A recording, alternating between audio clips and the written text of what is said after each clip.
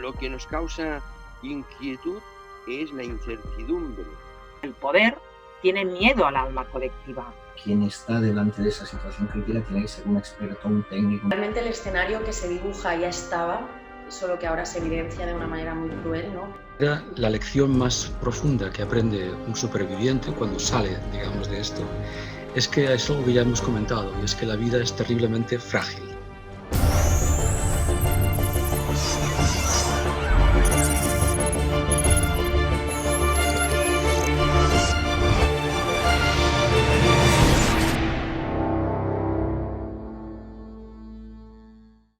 Sin duda nos encontramos ante una crisis sin precedentes, una crisis totalmente inesperada, que es sanitaria pero que también está teniendo un impacto en otras áreas.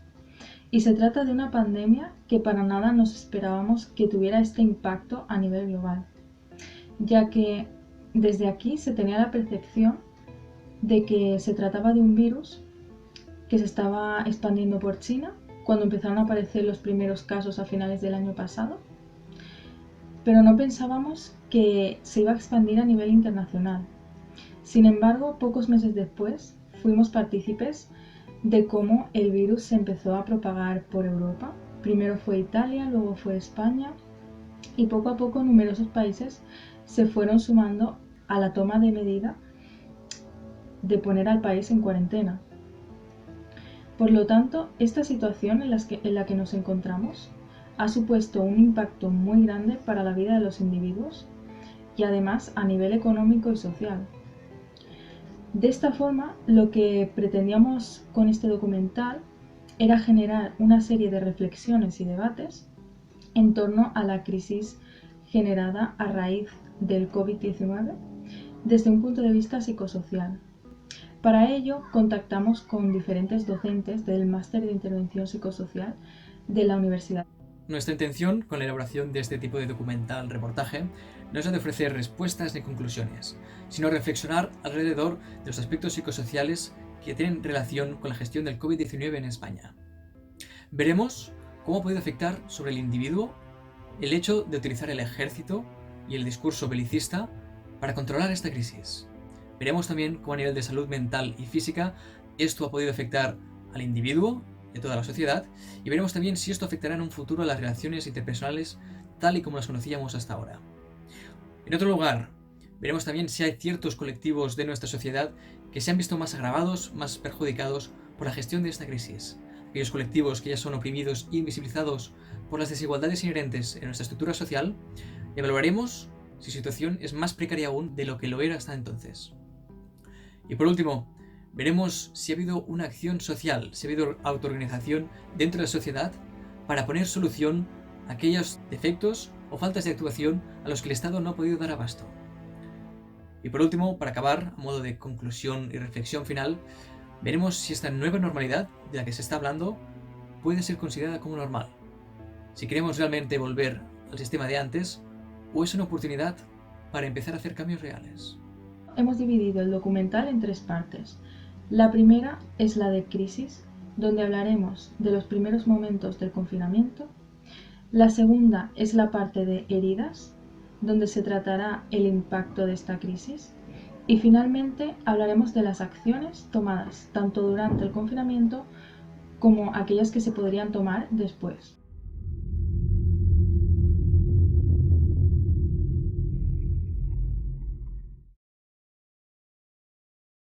Esto está lejos, esto está en la China. ¿Qué había? Había como una desafección, ¿no? Esto no va con nosotros, esto está muy lejos, esto va en Asia, está en Asia. Por otro lado, también pienso que hemos pecado de omnipotencia. Estamos protegidos, estamos en la Unión Europea, aquí no nos va a pasar nada, aquí los equipamientos de salud y todo funciona muy bien, la gente, bueno, es limpia, tiene higiene. Entonces yo creo que menospreciamos la virulencia de esta enfermedad, de esta pandemia. Se planteaba una situación que era desconocida, por lo tanto, yo también me parece lamentable, incluso denunciable, todo el papel de sabotaje que ha habido desde medios de comunicación a la figura de las personas técnicas que han puesto delante de la gestión de esa situación, de la situación que estamos viviendo. y yo creo que se perdió un mes, estúpidamente se perdió un mes en dar sobre todo esos patrones de conducta que tenía que tener la población general para hacer frente a esa situación de crisis. Afortunadamente, la población general hemos sido mucho más sabios y mucho más diligentes que los mensajes que se habían transmitido desde medios de información o de desinformación. Es decir, había una sensación muy de incertidumbre. Esa sensación de incertidumbre yo creo que venía generada de todo ese entorno. No se había dado un mensaje claro. Ese mes era el mes en que nos tenían que haber dado esas reglas claras. Tampoco había reglas claras porque también era desconocido, pero básicamente unos mensajes de autoprotección, mensajes básicos, A, B, C, D. Y yo creo que ahí se perdió el tiempo. De la incertidumbre que genera y la percepción de mentira que genera una comunicación excesivamente contundente y unidireccional.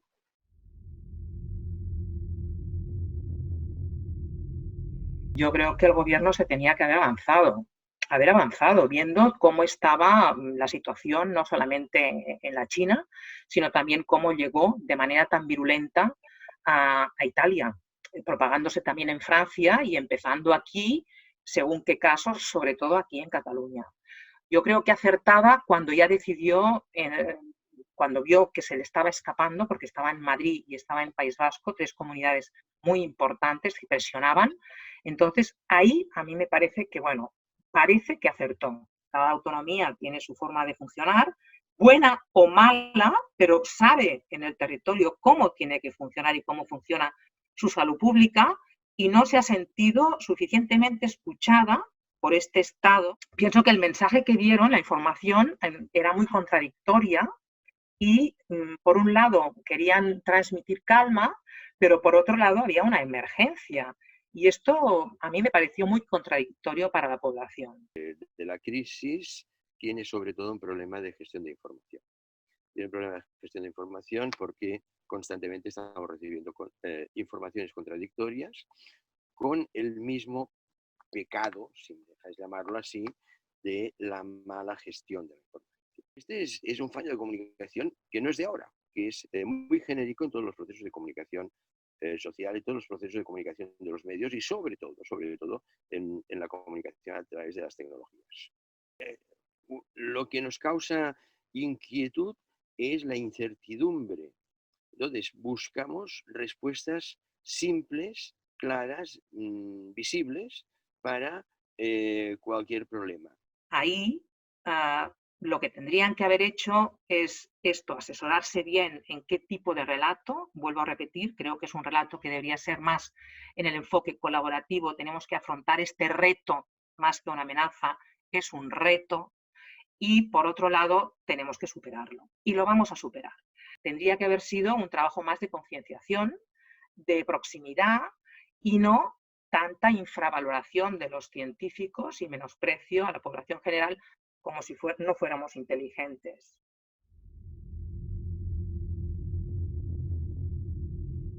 ¿Por qué opta por poner al frente de la imagen del gobierno a las Fuerzas Armadas en vez de un comité de expertos científicos o sanitarios que serían los más adecuados para gestionar una crisis que es eso, sanitaria y científica al final? ¿Qué refleja eso al final de este Estado?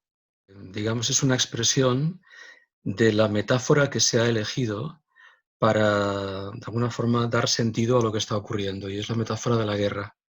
La pregunta que yo me haría sería también, ¿hay otras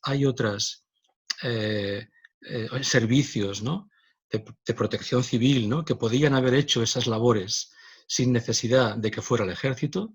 Lo normal sería contar con ellos, contar con esos recursos y, por tanto, no tener que poner en práctica digamos, echar mano del ejército.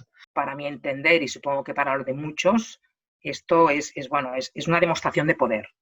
Primero, bueno, nosotros tenemos que controlar, nosotros tenemos el poder, no nos fiamos de la población. Este es el primer mensaje. Pero por otro lado, encubierto, hay un miedo, y el miedo es hacia la población, que no cunda el pánico, que no se desborde, que las autonomías no vayan cada una por su parte, como el miedo del poder respecto a la comunidad, ¿no? ¿Cómo se establece este poder? cómo se establece esta vigilia, cómo se establece este castigo. ¿Qué hace el ejército? Tiene poder, tiene las armas. Que por otro lado lo pagamos nosotros y nos tiene que proteger, pero parece con más una amenaza que una protección. El miedo del Estado, también en esto hace referencia a Sigmund Freud, en su libro muy conocido que es Psicología de las Masas, donde habla del alma colectiva. Entonces, esto da la impresión de que el poder tiene miedo al alma colectiva. Yo creo que fue una evaluación excesivamente por encima del potencial que tenía esa situación crítica, ¿de acuerdo? Yo creo que, y ahí al movilizar el ejército, movilizas el último recurso que tiene un Estado para hacer cumplir ese orden y esa legalidad. Delante de esa situación crítica tiene que ser un experto, un técnico, una persona que genere cierta confianza por su conocimiento sobre la problemática. Aquí hay una equivocación enorme, porque la amenaza no viene de la población. La amenaza es un virus.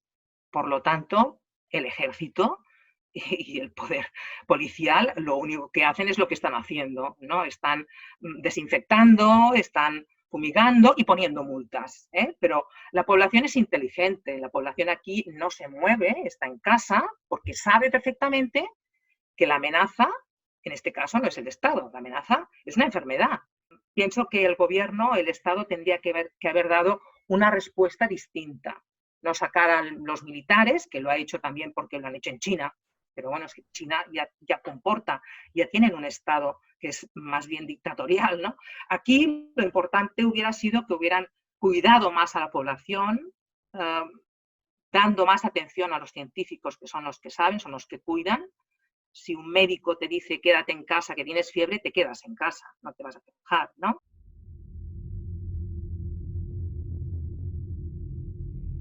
La gestión de la crisis desencadenada por el COVID-19 ha sido enfocada desde diferentes metodologías y estrategias, algunas más restrictivas que otras. Hemos podido ver cómo entre los países europeos ya ha habido divergencias, pero estas se hacen mucho más notables cuando se trata de comparar entre los países europeos y los países asiáticos. Es por eso que nos preguntamos, ¿es posible que el recorrido histórico y cultural de cada uno de los territorios haya creado diferentes conciencias de colectividad que pueden favorecer la gestión de esta crisis?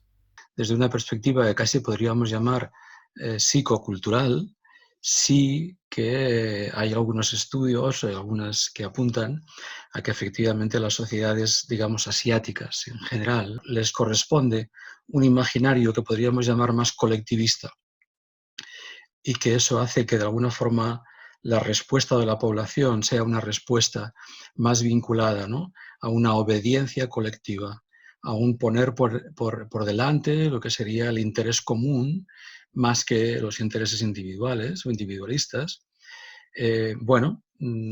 Probablemente haya algo de verdad en eso.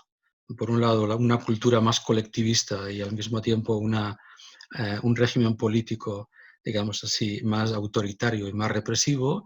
Esa combinación puede hacer que, de alguna forma, algunos hablen de que la respuesta, en este caso asiática, o China en concreto, y coreana, ha sido más eficaz. Los gobiernos regulan la actividad económica y, por tanto, las vivencias de las personas, o el gran capital global especulativo, los fondos, más o menos radicales, son los que controlan las decisiones de los gobiernos.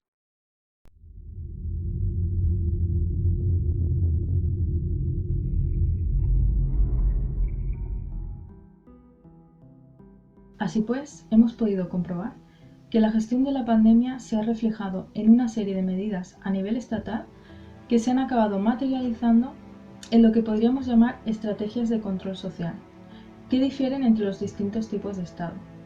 No obstante, ¿es el Estado un agente directo de control sobre la vida del individuo o no es más que un intermediario entre las imposiciones de las lógicas capitalistas y la vida de la población? ¿Qué papel juega o está jugando el control social en toda esta situación?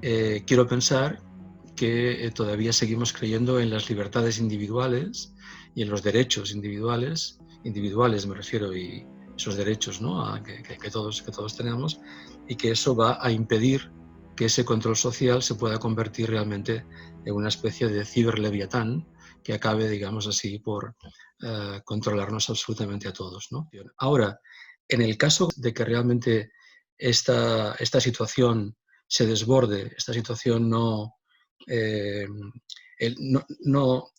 pueda controlar, ¿no? En el sentido sanitario, en el sentido social, también económico, a nivel social y sobre todo a nivel político, tengo la impresión de que en ese caso los que saldrían profundamente beneficiados sería lo que podríamos llamar las tradiciones más autoritarias, más totalitarias y más vinculadas a lo que llamamos un pensamiento realmente de extrema derecha, que es digamos así, la ideología capaz de sacar fruto de todo esto.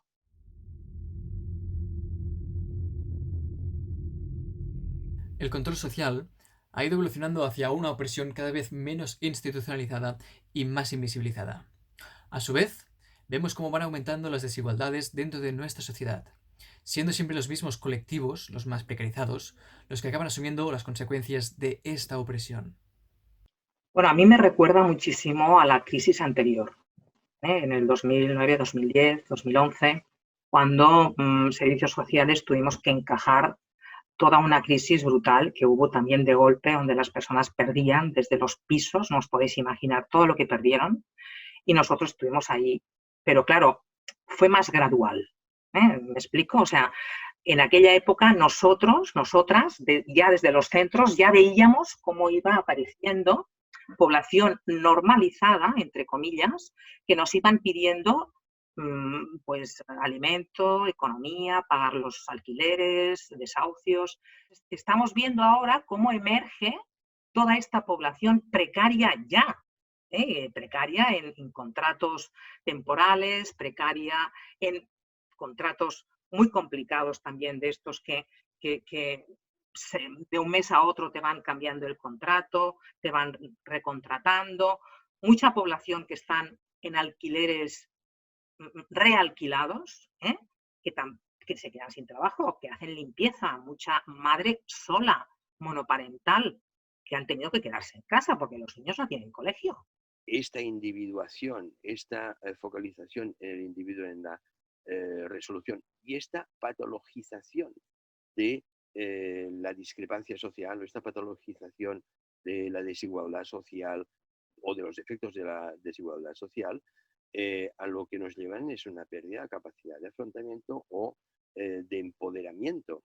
Y más adelante nos vamos a encontrar con una revictimización de la población que estamos atendiendo. Este será un trabajo nuestro, este es un trabajo que seguramente tendremos que realizarlo desde fuera, evidentemente, a nivel de políticas económicas para ayudar a toda esta población, pero nuestro también para remontar la población que ya está en estos momentos o estaba en una situación vulnerable, cómo ahora lo va a resolver cuando tiene por delante población más activa, que ya tenían contratos precarios, pero ya los tenían y que van a ir a por ellos, no van a ir por los trabajos que salgan. Yo creo que quien ha quedado y quedará muy marcados los chiquillos que pueden estar entre los 8, 10 y 14, 15 años. Es decir, esa experiencia les ha marcado para toda la vida. Yo creo que es un campo importante de trabajar. Igual que tampoco hemos cuidado a la gente mayor. Están en las residencias muriendo. Esto es gravísimo, porque claro, las residencias no son hospitales. Entonces hemos dejado a nuestros abuelos y abuelas en las residencias o en los sociosanitarios o en el SAUP, no sé dónde, están en un montón de sitios, pero son muy vulnerables. Pero en el ámbito de las residencias geriátricas, ¿no? Que sabía que había un negocio en las residencias geriátricas, ¿no? Un negocio, como puede haber el negocio con la muerte, pues había un negocio ¿por qué? Porque básicamente pues, es una etapa final en la que tú no puedes estar y realmente lo que estás sabiendo es horroroso. Es decir, estás sabiendo algo que es lo peor de la sociedad. Es decir, planteemos que cuando tenga 20 años más y estás vivo, pues, y estás incapacitado, tienes un Alzheimer, no sé, te aparcan en un sitio y realmente sin garantías sanitarias, sin ninguno de los derechos básicos como persona. Es decir, estamos aprendiendo también a valorar algo que no se había valorado, que es la gente mayor. A mí me asusta un poco más sabiendo quién hay detrás las gestiones privadas y cómo ha habido esas privatizaciones este año. Yo creo que más que si funciona la investigación, si funciona el ámbito de salud, yo creo que lo que tenemos que plantearnos muy bien es qué valor queremos dar a las personas mayores.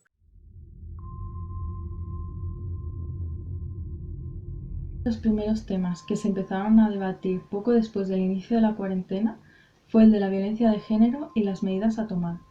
Así pues, ¿qué medidas a nivel estatal han sido las más acertadas y cuáles son sus puntos débiles?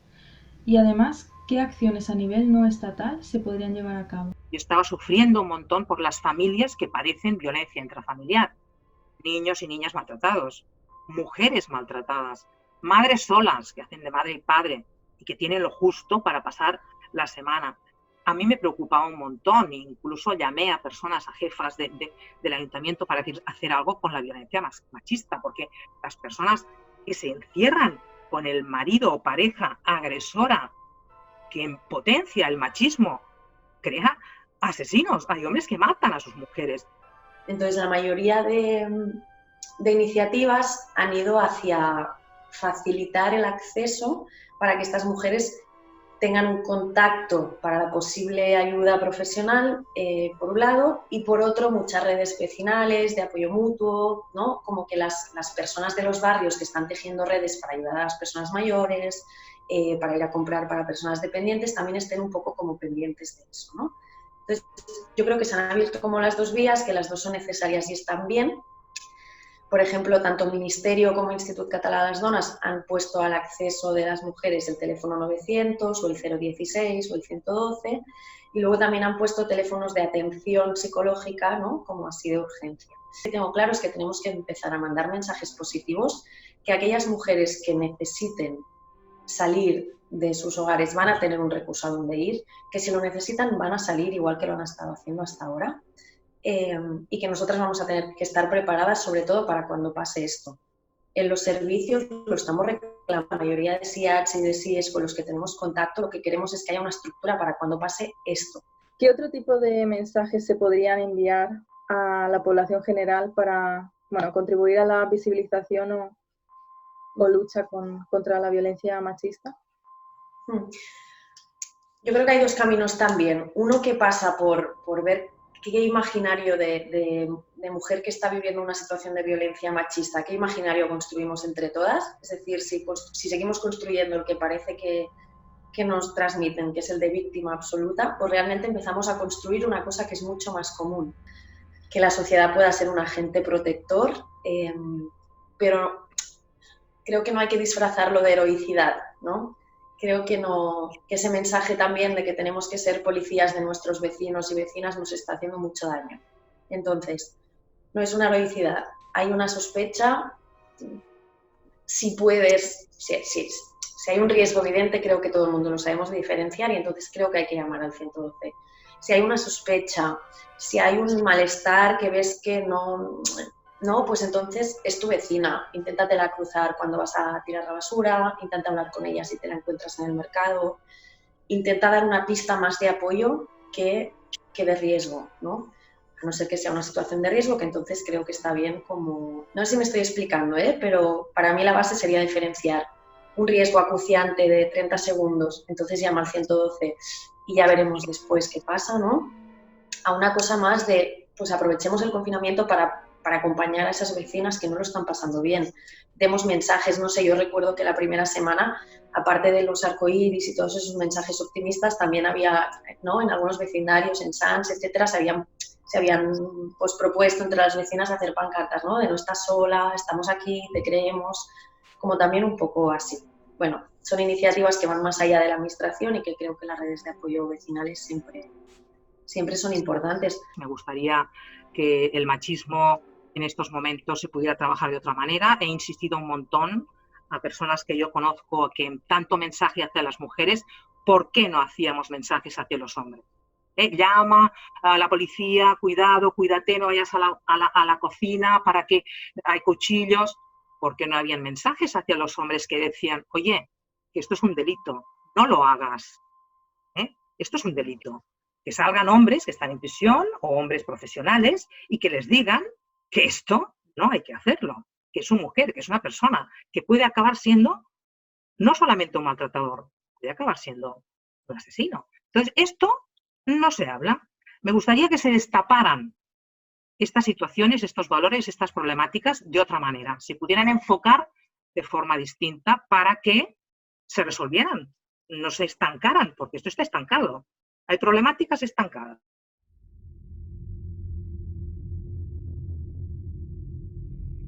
¿Qué va a pasar con las personas que están al margen de la legalidad, como son las trabajadoras sexuales? Si las trabajadoras sexuales que han reclamado sindicarse o que han reclamado sus derechos laborales sindicales no han sido reconocidos, es más, por ejemplo, en Barcelona ha sido anulado el sindicato, suspendido, ilegalizado, perdón, ¿qué vamos a poder hacer ahora, no? Sé que compañeras de Genera y otras entidades siguen trabajando y atendiendo a personas del colectivo de trabajadoras sexuales.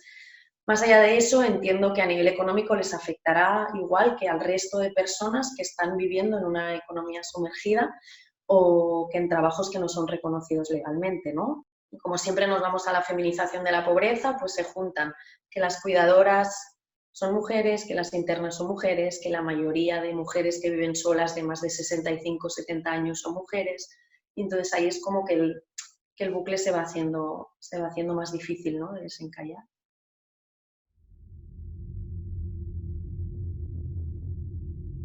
Tal y como hemos podido comprobar con miles de imágenes, esta crisis ha dado un espacio y un tiempo a la Tierra para que se pueda sanar o se pueda recuperar durante este breve periodo de tiempo. Sin embargo, la cuestión también está en cómo nos ha afectado en nuestra cotidianidad. ¿Qué cambios nos ha supuesto para nuestros ritmos y hábitos de nuestra vida diaria? O más bien dicho, ¿cómo nos va a afectar realmente este paréntesis dentro del frenesí al que estábamos acostumbradas en nuestro día a día? Entonces nos planteábamos si estos cambios en las rutinas y en el estilo de vida eran iguales para todos, o hay gente que lo va a recibir con un mayor impacto o carga que otros. Hay un sector de la población que realmente está sufriendo los estragos, que no son estragos del coronavirus, que son estragos de la sociedad capitalista, patriarcal, androcéntrica, que realmente el escenario que se dibuja ya estaba, solo que ahora se evidencia de una manera muy cruel, ¿no?, pienso, y que actuar sobre un sistema sanitario, social, que ya está desmantelado es mucho más difícil que si todo esto hubiera estado no previsto desde la crisis sanitaria, sino previsto desde un sistema pues, feminista, que ponga los cuidados en el centro, ¿no? Exactamente, ¿qué tipo de impacto tienen sobre los cuerpos y sus rutinas, ¿no? Porque esta reconfiguración también de las dinámicas domésticas, ¿en qué se ve a nivel práctico al final? Bueno, yo creo que el hecho de no tener como un entorno seguro a nivel psicológico es como si multiplicáramos absolutamente todas las sensaciones que podamos compartir el resto, ¿no? La incertidumbre, el miedo, no descansar, no dormir bien, cómo nos afecta todo eso al cuerpo, cómo nos relacionamos también con el exterior, cosas. Yo creo que el confinamiento se ha pensado, como siempre, en términos de privilegio, con lo cual hay muchas personas que no pueden hacer ese confinamiento desde una, si le queremos llamar, responsabilidad. Entonces, que desde los gobiernos se esté propagando más el miedo que el cuidado, pues me preocupa a nivel psicológico y me preocupa a nivel social. Como bien sabemos, dentro de la sociedad capitalista, el valor que se le da al ser humano, a las personas, se mide por la productividad y por el consumismo. Entonces, con esta situación de confinamiento, hemos experimentado un parón en estos aspectos de la vida y bueno, esto puede generar como una sensación de vacío en la vida y en las rutinas de los individuos. Por lo tanto, puede que esta falta de productividad esté generando sentimientos de culpa. Digamos, la sociedad del rendimiento lo que hace es, de alguna forma, culpabilizarnos en el momento en el que sentimos que, digamos así, no estamos haciendo lo que debemos hacer, ¿no? Aquellos cuya identidad fundamentalmente es la identidad laboral o la identidad profesional. Para aquellos, de alguna forma, regresar a casa ahora, estar en casa ahora, es una especie como de castigo en ese sentido, ¿no? Dejan el personaje de su identidad laboral y se reencuentran con algo que a veces es muy complicado. Tú hablabas de vacío, efectivamente, ¿no? Se encuentran con el yo, se encuentran con el ser. ¿Qué conflictos pueden llevar a no estar bien con tu yo esencial? En el instante en que uno está en casa y tiene que decidir qué hace, cómo emplea, digamos así, su tiempo, qué hace con ese yo, pues la verdad es que puede encontrarse con una sensación como de que uno se desconoce a sí mismo, ¿no? Eso puede ser, en el fondo, también una gran oportunidad.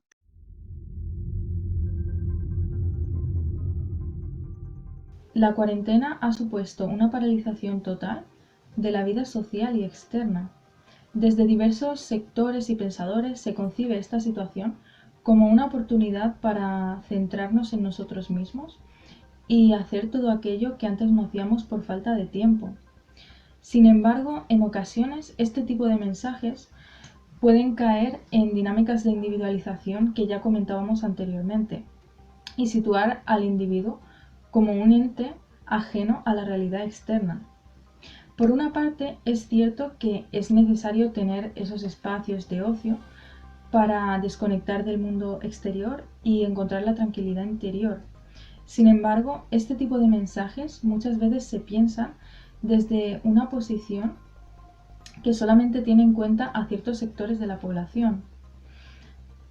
Por lo tanto, en estos mensajes se tienen en cuenta las diferencias en cuanto a acceso a recursos. Se trata de mensajes y de visiones de la cuarentena a los que solo puede aspirar un cierto sector de la población con un determinado nivel de privilegios. ¿Es esto una visión romantizada de la cuarentena? Tanto en redes como en televisión y tal, lo único que vemos es como esa visión tan positiva y optimista de hay un montón de recursos y un montón de cosas que hacer, tal. ¿Qué piensas un poco de esta romantización? Por un lado, creo que es importante abrir espacios de optimismo y cuidarnos en cuanto a, pues a mí me sienta bien hacer ejercicio, a mí me sienta bien cocinar, a mí me sienta bien leer, a mí me sienta bien ciertas cosas. Siempre pensando que solo algunas personas podemos tener esa posibilidad de pensar qué podemos hacer, qué nos gusta hacer y de sentirnos un poco mejor con nosotras mismas. De ahí a convertir la cuarentena en unas vacaciones, en un espacio en una especie de búnkeres de felicidad, de tapar lo que está pasando, ¿no? Pues me parece peligroso. A partir de este presunto hedonismo, lo que profundiza es la consolidación del individualismo. Y con el individualismo, por un lado, la persona en un primer momento le parece que tiene más capacidad de dominio sobre sí mismo, pero en realidad lo que nos lleva es una situación de indefensión absoluta que nos hace mucho más vulnerables. Los memes en este sentido juegan un papel importantísimo de crear nuevas realidades en personas. Entonces ahí me temo que hay una intencionalidad, hay una industria de construcción de memes para que se transmitan determinadas visiones y no otras. Entonces hay más elementos a través de estas formas sutiles de socialización que apoyan el surgimiento del individualismo, porque así el ciudadano es más manipulable, tiene menos capacidad de afrontamiento, tiene menos capacidad y nos tragamos cualquier cosa que nos vendan dentro de una cierta racionalidad y dentro de una cierta visión de presunto cientificismo.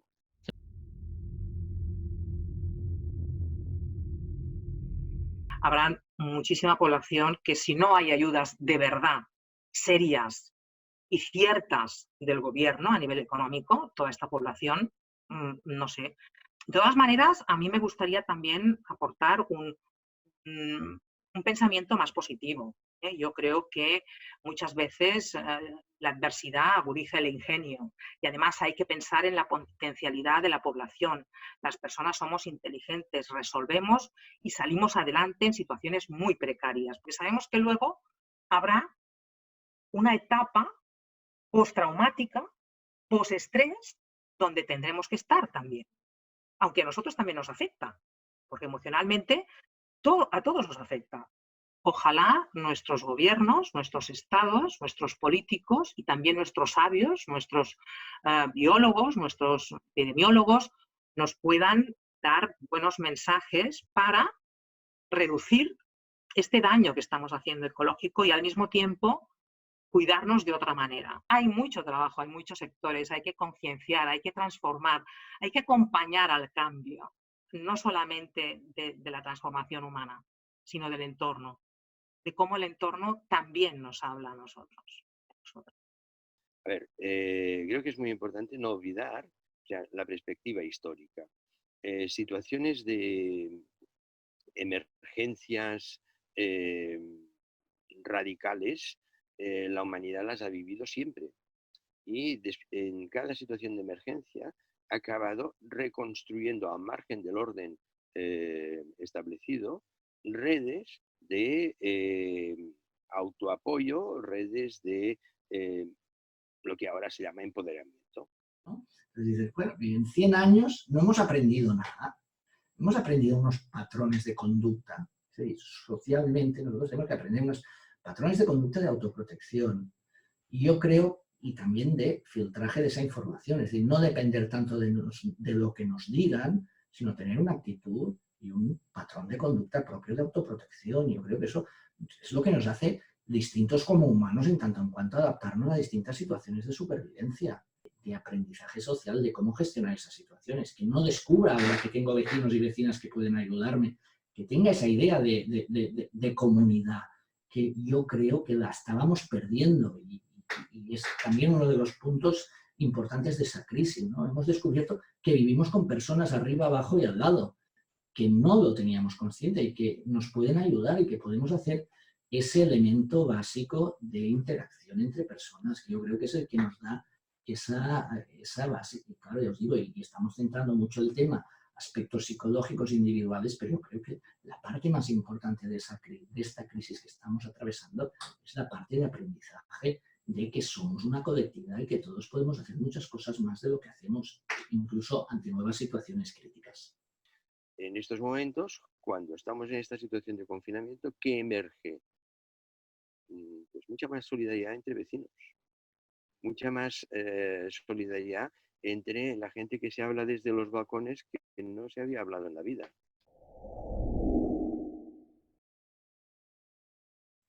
La normalidad yo creo que no será la misma normalidad de antes, es decir, la gente continúa con la idea de que volveremos a hacer lo mismo de antes. ¿Qué consecuencias crees que va a conllevar una vez acabe? ¿Qué secuelas de alguna forma dejará en las dinámicas de relación interpersonal, sabiendo que habrá esa contraposición entre el tener ganas de volver a ver a la gente querida, a la gente cercana, pero todavía con esa sensación de inseguridad de ostras, todavía puede rebrotar otra vez? De alguna manera, la lección más profunda que aprende un superviviente cuando sale, digamos, de esto, es que es algo que ya hemos comentado, y es que la vida es terriblemente frágil.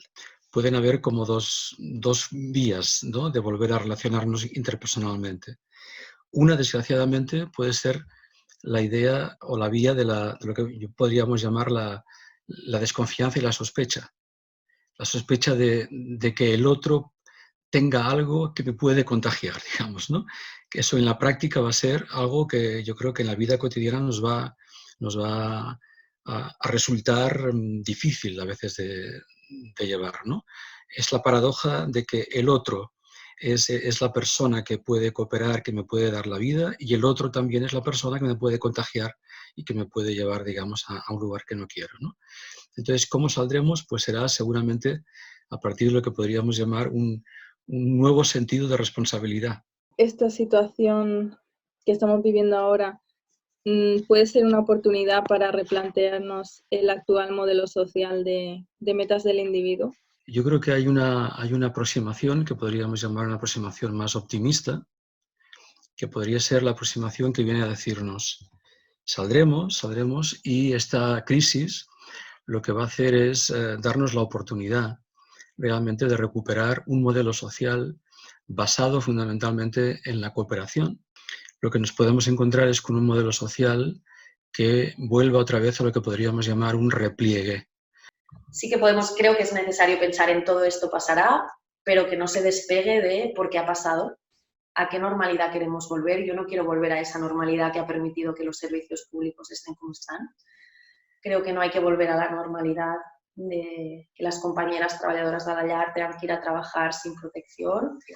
No quiero volver a la normalidad de estos desahucios que ahora se han parado. Que esto sirviera para algo significa cambiar el paradigma desde tantos lugares, ¿no? Desde la política, desde la economía, desde lo social, desde los cuidados, que no sé si estamos preparadas para hacer ese cambio. Algo sucedió en un mercado de Wuhan y afectó a las calles de Barcelona, eso puede ser al revés. En consecuencia, estamos en un momento en el que hay que entender esa lección, de que efectivamente vivimos en un mundo global. Lo que sí hay que cambiar es el sentido de la globalización, el modo en que nos hemos globalizado. Y a partir de ahí, digamos, saber que la humanidad es un cuerpo, y que por lo tanto en ese cuerpo te puede afectar cualquier elemento, digamos así, patógeno, y si nos queremos inmunizar, nos tenemos que inmunizar como humanidad. Tenemos que tener la confianza en que el ser humano siempre es capaz de reestructurar y, por supuesto, siempre habrá las estructuras de los privilegiados, de los que tienen poder, etcétera, que van a intentar sacar el provecho personal de esta reestructuración que hace la sociedad en sí. Pero esto tampoco nos tiene que asustar, porque en la sociedad las personas volverán a reestructurar esta sociedad en un formato más eficiente para ellos. A valorar lo que tenemos, valorar el territorio en el que estamos, cuidarlo, preservarlo. Esto me gustaría que se mantuviera, me gustaría. Ojalá fuéramos hacia un cambio de valores en el que no hubieran tantas clases sociales, donde la riqueza no tuviera tantísimo valor y donde la gente pudiéramos vivir, pues sin excesos y sin tanta ambición en lo que decía antes, ¿no? En estropear el planeta. Este parón es una reflexión importante. Quizá ahora lo estamos padeciendo y lo estamos sufriendo, pero más adelante tiene que ser una lección. Tenemos que escuchar y aprender qué nos dice la naturaleza, porque esto no solamente es una cuestión humana, es una cuestión amplia, más amplia, va más allá de lo que nos pasa dentro de casa, en la calle, en el trabajo. Estamos haciendo sufrir la Tierra, nuestro planeta. A modo de reflexión final, nos gustaría hacer un pequeño recopilatorio de las diferentes reflexiones que han ido saliendo a lo largo de estas conversaciones. Para empezar, tener muy presente que el nivel de percepción de riesgo que podemos tener depende siempre mucho de qué contacto hemos tenido directamente o qué afectación con la crisis. Es muy difícil tener una conciencia de la gravedad de este asunto hasta que no nos afecte personalmente. Y lo mismo a nivel estatal. Se actuó tarde, porque se tenía esa falsa percepción de que realmente no nos podía afectar, que estaba lejos. Sin embargo, de cara a un futuro, vemos muy necesario, para esos posibles rebrotes o segundas olas de las que ya se empieza a hablar, tener en cuenta qué cosas se han hecho bien y cuáles se han hecho mal. Ver qué recursos han sido los más útiles y qué recursos han sido quizá más una campaña de limpieza de imagen que no realmente útiles para su función. En otro lugar, también destinar más recursos hacia aquellas acciones que hemos visto que realmente han sido útiles. Todas estas redes de soporte, toda esta autoorganización social ha sido muy potente y lo ha hecho sin los recursos que el Estado haya podido ofrecer. Por lo tanto, de cara a esas posibles segundas olas o rebrotes, sería interesante a lo mejor replantearse de qué forma esta autoorganización social y el Estado podrían interaccionar para hacer una intervención mucho más efectiva y mucho más útil. Otra de las cuestiones que han salido a relucir es la de la capacidad que tiene la población para asociarse y salir reforzada ante situaciones de crisis. Esa capacidad de resiliencia que tiene la población, más allá de las acciones que lleve o deje de llevar a cabo el Estado. También otro punto muy importante que se ha debatido mucho es el de el cuestionamiento de los actuales valores del sistema. Es cierto que existe una incertidumbre con respecto a qué pasará en la etapa post-confinamiento y en qué dirección nos vamos a mover, pero es verdad también que se están generando espacios de debate y reflexión sobre las consecuencias de esta crisis, que no son consecuencias en sí mismas del COVID-19, sino que son problemáticas que se están generando a raíz de un sistema capitalista, patriarcal, colonial y jerárquico que teníamos de base y que está haciendo que esta crisis sanitaria esté teniendo un mayor impacto sobre aquellos sectores de la población con un mayor riesgo de vulnerabilidad social. Y finalmente, otro de los puntos a destacar es el de la globalización. Esta situación nos debe enseñar el impacto que puede tener una acción tomada en un punto del planeta sobre otro punto del planeta alejado de ese lugar. Y no solo a nivel sanitario o humanitario, sino también se puede extrapolar a nivel ambiental, económico o social. Debe ayudarnos a reflexionar sobre qué estamos haciendo a nivel local que pueda tener un impacto a nivel global. ¿Qué tipo de mundo queremos crear? ¿Qué tipo de globalidad queremos construir?